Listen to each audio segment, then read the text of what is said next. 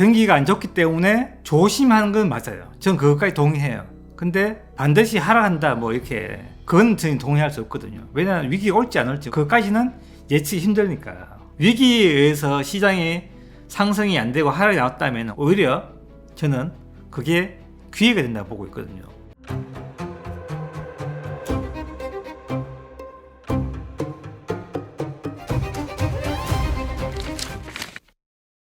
네, 안녕하세요.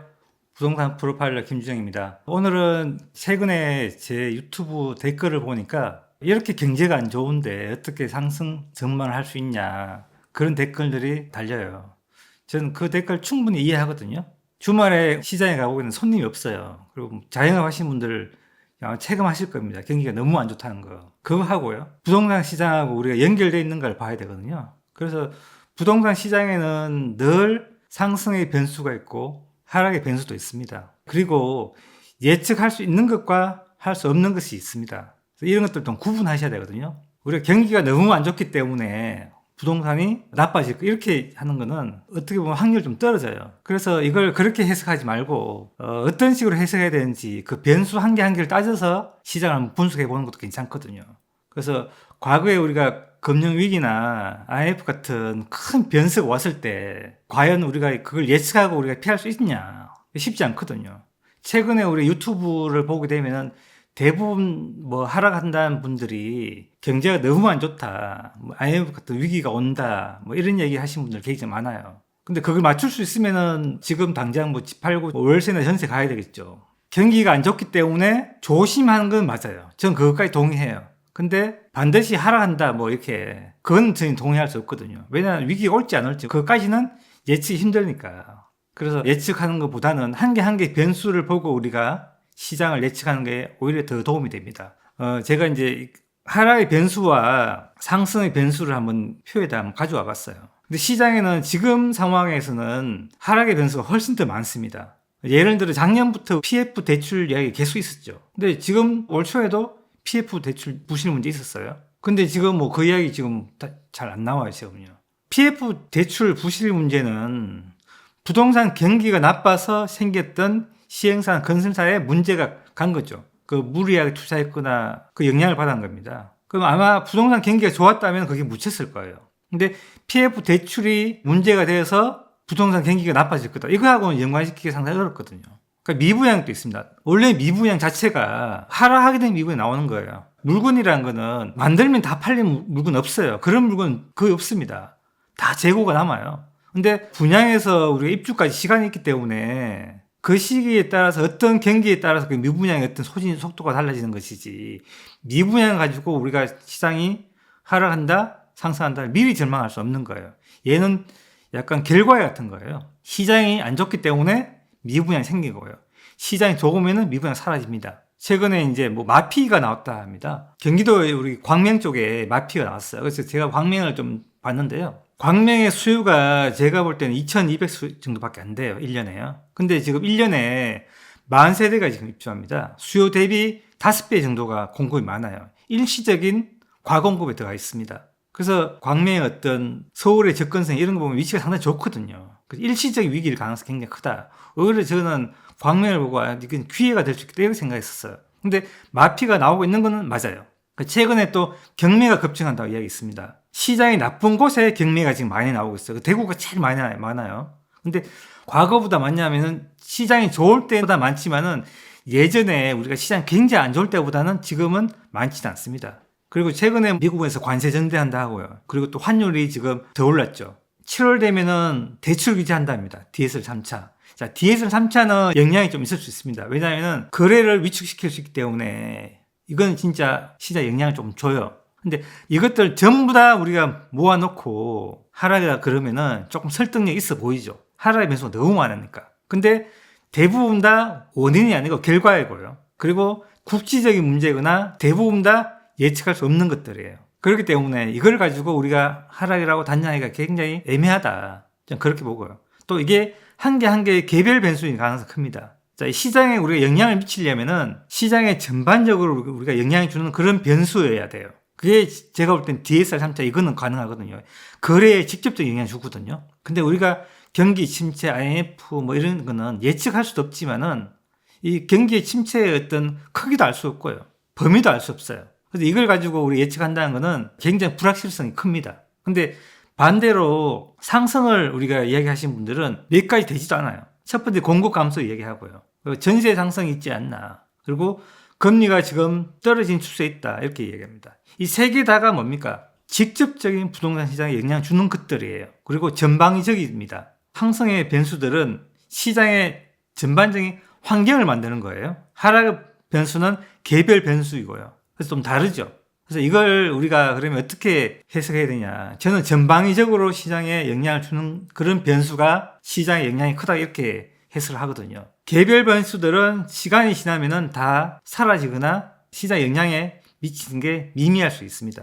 이 마피가 나오는 것도 시간이 지나다 보면은 이 마피가 사라지고 없을 수가 있어요. 그래서 우리가 이걸 전부 다를 가지고 이 한 개 한 개의 변수를 다 묶어서 이렇게 많은 위기가 있으니까 하락이다 이렇게 하기에는 시장하고 조금 동떨어진 이야기가 많다 그렇게 말씀드리고요.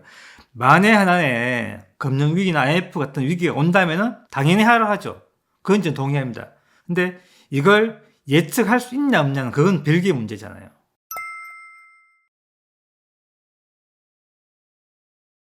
그리고 또 한 개 더 말씀드리고 싶은 건 뭐냐면은 우리가 지금까지 우리 주택시장을 볼 때 공급 외에 어떤 변수로 시장이 하락했다면은 그 다음에 공급이 크게 줄면서 매매 상승이 되게 빨리 온다는 겁니다. 그런 특성을 보였어요. 우리 과거에 하락의 변수가 그 4개가 있었는데 1997년도에 IMF 있었고요. 그리고 2004년에 카드 사태가 있었습니다. LG 카드 사태가 있었어요. 그리고 2008년에 금융위기가 있었고요. 최근에 금리의 어떤 급격한 상승 딱 4번 있었는데 4번 다 시장 안 좋았어요. IMF 뒤에 공급이 급감했고요. 카드 사태는 별로 공급이 감소하지 않았습니다. 금융위기 뒤에 공급이 급감했고 지금 금리 상승 이후에 공급이 급감한 다음에 지금 올해부터 공급의 효과가 나온 시기예요. 이런 시기 겪으면서 대부분 다 상승을 만들어냈다고요. 그래서 하나의 변수가 시장에 어떤 영향을 미쳐도 그 다음 해 공급 감소의 영향이 오게 있습니다. 지금 경기가 너무 안 좋다는 얘기 많잖아요. 저도 그걸 실감하고 있고요. 그래서 시장이 안 좋다면은 하락하죠. 근데 하락했다면은 오히려 뭡니까? 공급이 아닌 변수에 있는 하락은 상승이 굉장히 빨리 나옵니다. 우리가 수요라는 거는 어떤 위기에서 없어지는 게 아니고요.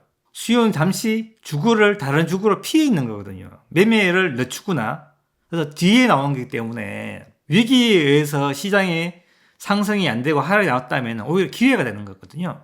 물론 그 시점을 맞추기는 두 번째 문제예요. 그래서 만약에 우리가 지금 이제 시장에서 하락을 예측하신 분들이 여러 가지 원인들로 하락이 나왔다고 한다면은 오히려 저는 그게 기회가 된다고 보고 있거든요.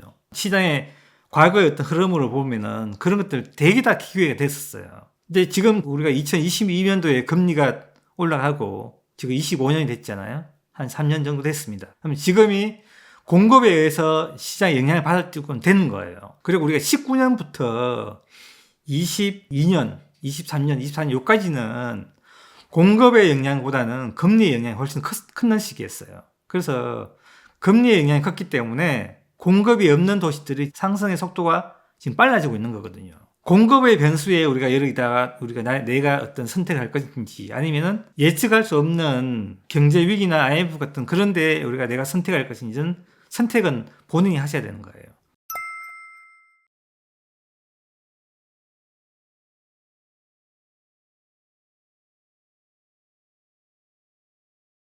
저는 조심해야 되는 건 맞지만은 지금은 선택하는 게 맞다고 보고 있습니다. 만약에 내가 선택해서 실패한다면 그거는 내가 예측할 수 없는 범위 내에서 왔기 때문에 그건 어쩔 수 없는 거예요. 그래서 확률적으로 생각하는 거는 공급에 의한 시장의 확률이 훨씬 높다 이렇게 보고 있는 거예요. 경기와 관계없이. 실제 경기를 예측하고 우리가 시장을 예측한다는 것 자체가 굉장히 어렵다는 게 증거가 뭐냐면은 22년도에 우리가 이제 시작 하락할 때 금리가 상승하니까 시장 하락합니다 하고 예측한 사람은 여러분 유튜브 찾아보세요. 단 한 명도 없습니다. 그냥 하락한다, 여러 가지 이유로 하락한다는 이야기가 있었지만은 금리라는 어떤 변수를 정확하게 이야기하고 하락한다는 예측한 사람들 없다고요. 심지어 우리가 금리를 결정하는 미국 FRB도 CPI, 우리가 물가 상승률을 보고 금리를 결정해요. 미리 금리 결정, 미리 경기를 예측하고 해야 되는데 그 부분들은 또 실제 물가가 어떻게 되는가를 보고 금리를 결정한다고요.